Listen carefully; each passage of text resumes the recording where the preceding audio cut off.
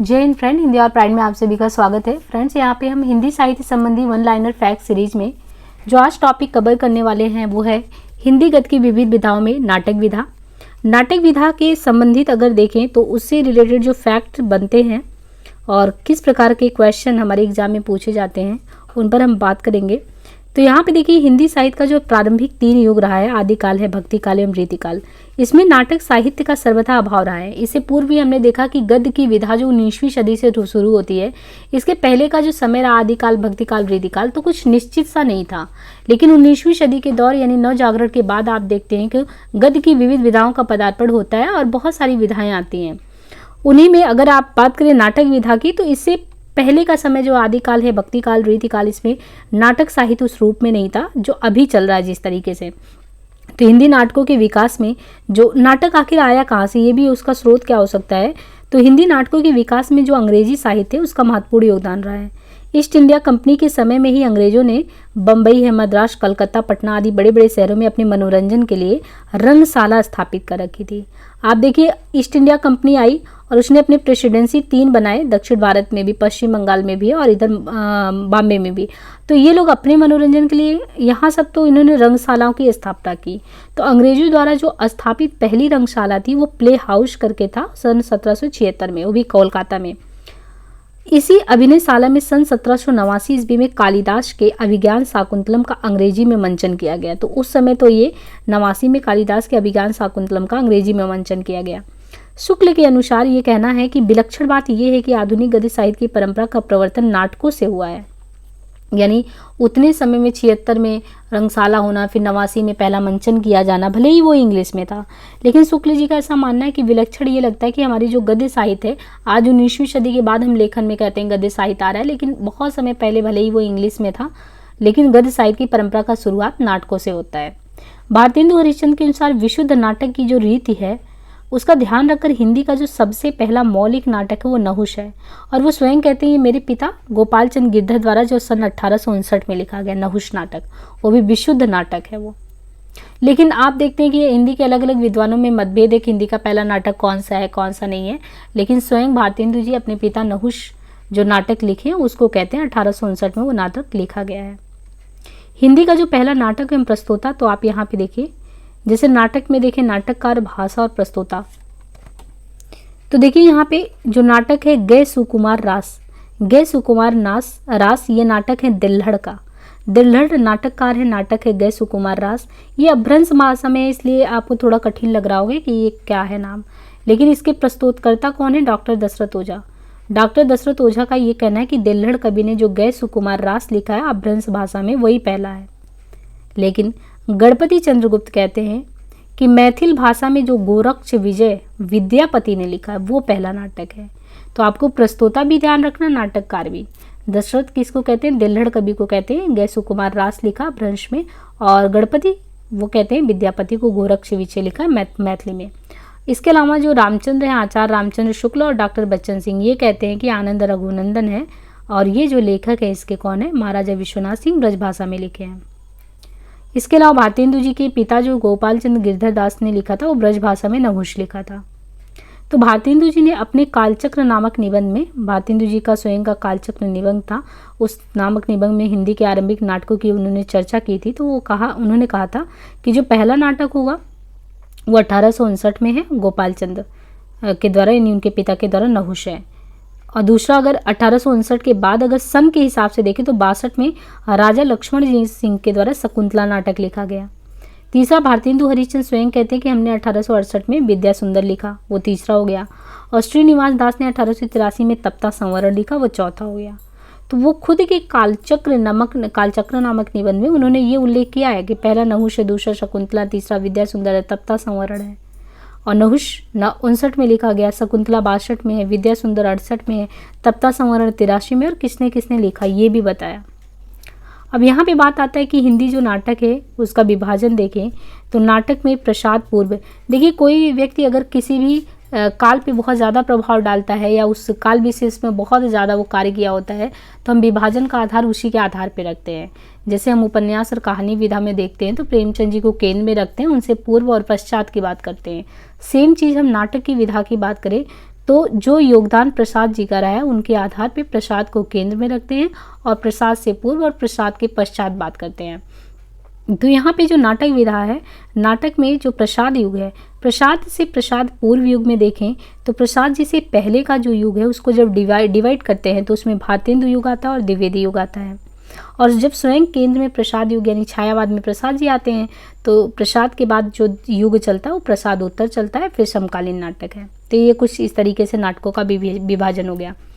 हिंदी साहित्य के अन्य प्रमुख जो प्रारंभिक नाटक एवं नाटककार हैं उनका विवरण यहाँ पे क्रमशः दिया गया है, तो हम देखते हैं।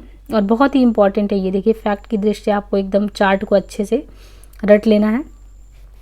इसमें देखिए जितने भी नाटक लिखेंगे आपको ज़्यादातर इसमें ब्रज भाषा में दिखेंगे, क्योंकि आपने देखा होगा कि 19वीं सदी के बाद ही खड़ी बोली जो बड़े उस समय जो ये जो समय है 1600, 1700, 1800 जब दरबारी पंथ था, रीति काल था, तो उस समय जो लेखन के आधार में ब्रज भाषा बहुत ज़्यादा ही केंद्र में था।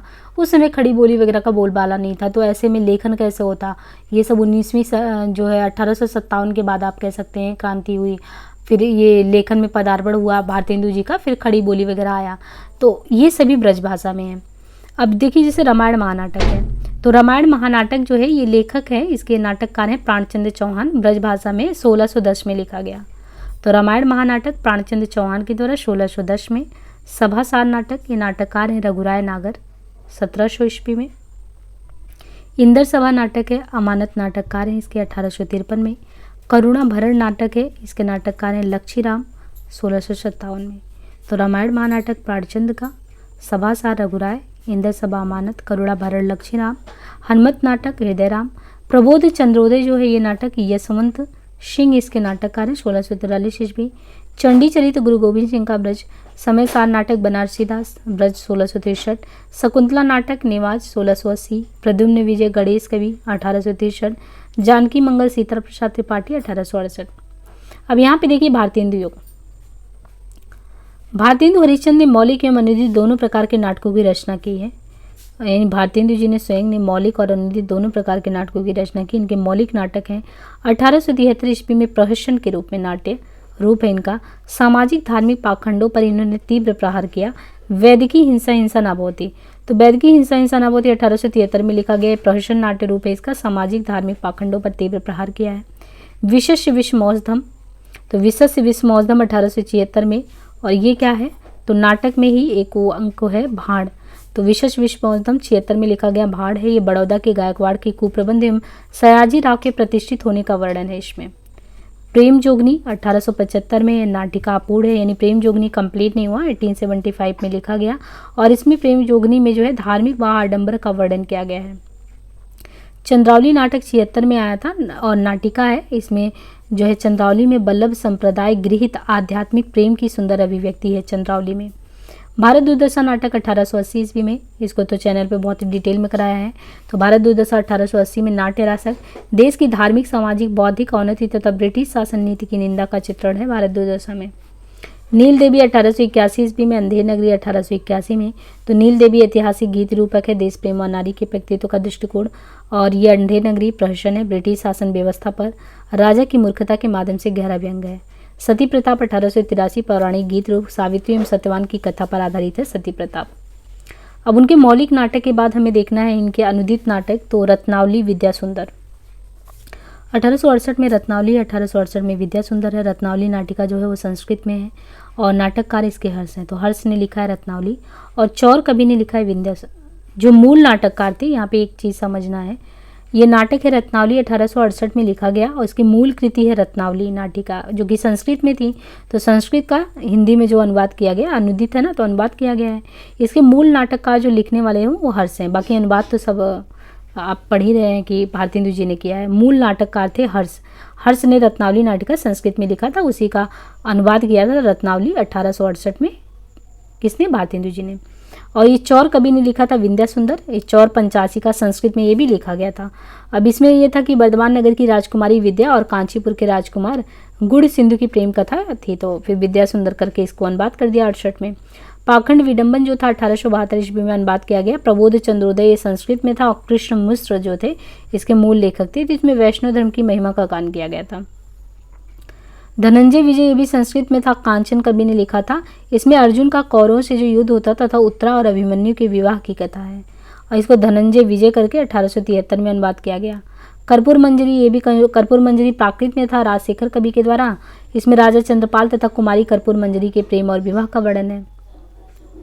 और सत्य हरिश्चंद्र 1875 ईस्वी, चंड कौसिक बागला, क्षेमेश्वर, चाणक्य और राक्षस के राजनीतिक दांवपेच, नंद का नाश, चंद्रगुप्त का सम्राट बनने का चित्रण। इनके अलावा यह अपूर्ण था यानी दुर्लभ बंधु 1880 में merchant of Venice William Shakespeare के द्वारा ये मूल रूप से लिखा गया था। दुर्लभ बंधु से इसको अनुवाद किया गया 80 में। यह अपूर्ण था, बाद में रमाशंकर व्यास और राधा कृष्ण दास ने पूर्ण किया। भारत जननी 1877 में, भारत माता बांग्ला में ये था। भारतेंदु हरिश्चंद्र ने नाटक के 5 उद्देश्य बताए हैं। तो यहाँ पे देखिए जो भारतेंदु हरिश्चंद्र नाटक के कितने उद्देश्य बताते हैं, 5 उद्देश्य हैं। नाटक में आपको हंसी आनी चाहिए, श्रृंगार होना चाहिए, कौतुक होना चाहिए, समाज का संस्कार होना चाहिए, देश वत्सलता होनी चाहिए। तो ये हास्य, श्रृंगार, कौतुक, समाज का संस्कार, देश वत्सलता ये सब होना चाहिए। हिंदी का जो पहला ओपेरा गीत नाट्य वो भारत जननी को माना गया है। हिंदी का पहला ओपेरा गीत नाट्य भारत जननी। अब जो भारतेंदु युगीन अन्य प्रमुख नाटक व उनके रचनाकार हैं उनको यहाँ पे क्रमशः दिया गया है कि जो नाटककार हैं और कौन सी रचनाएं हैं। तो यहाँ पे अगर देखिए क्रमशः तो अयोध्या सिंह उपाध्याय हरियोध हैं, तो प्रद्युम्न विजय 1893 में इनका रुक्मणी, परिणय 1894 में है। श्रीनिवास दास के द्वारा रणधीर प्रेम मोहिनी 1877, तप्ता संवरण 1883। ये भारतेंदु युग के नाटककार हैं। अयोध्या सिंह उपाध्याय, प्रद्युम्न विजय 93 में, 1893 में, रुक्मणी 94 में, रणधीर प्रेमनी निवास 77 में, तप्ता संवरण 83 में, प्रहलाद चरित 88 में, संयोगिता स्वयंवर 86 में, बालकृष्ण भट्ट के द्वारा नई रोशनी का विष 1884, नल दमयंती 1895, बृहनलता, प्रताप नारायण मिश्र के द्वारा सकिंत, संगीत शकुंतला, कलिकौतुक रूपक भारत दुर्दशा, किशोरीलाल गोस्वामी का है प्रणयी परिणय 90, मयंक मंजरी, चौपट चपेट, शीतला प्रसाद का जानकी मंगल, रामचरितावली, राधा कृष्ण दास का है दुखनी बाला 1880, पद्मावती 82, महाराणा प्रताप 97, राधा चरण का है अमर सिंह राठौर 95, सती चंद्रावती, बूढ़े मुँह मुहासे 86, तन मन धन गोसाई जी को अर्पण, अंबिका दत्त व्यास का है भारत सौभाग्य 1887, गोपाल राम गहमरी का देश दशा 1892, काशीनाथ खत्री का है विधवा विवाह। तो आज के लिए हम यहाँ पे समाप्त करते हैं वीडियो को। बाकी नेक्स्ट पार्ट में मिलते हैं द्विवेदी युग के साथ, द्विवेदी युग के नाटकों के साथ। उम्मीद है सेशन आपके लिए बहुत ही फ्रूटफुल साबित हो रहा होगा। प्लीज़ फ्रेंड्स लाइक से सब्सक्राइब करना ना भूलें, ज़्यादा से ज़्यादा सपोर्ट करें। हम भी अपनी तरफ से पूरी कोशिश करेंगे जितनी आपकी मदद कर सकें। आज के लिए इतना ही, धन्यवाद।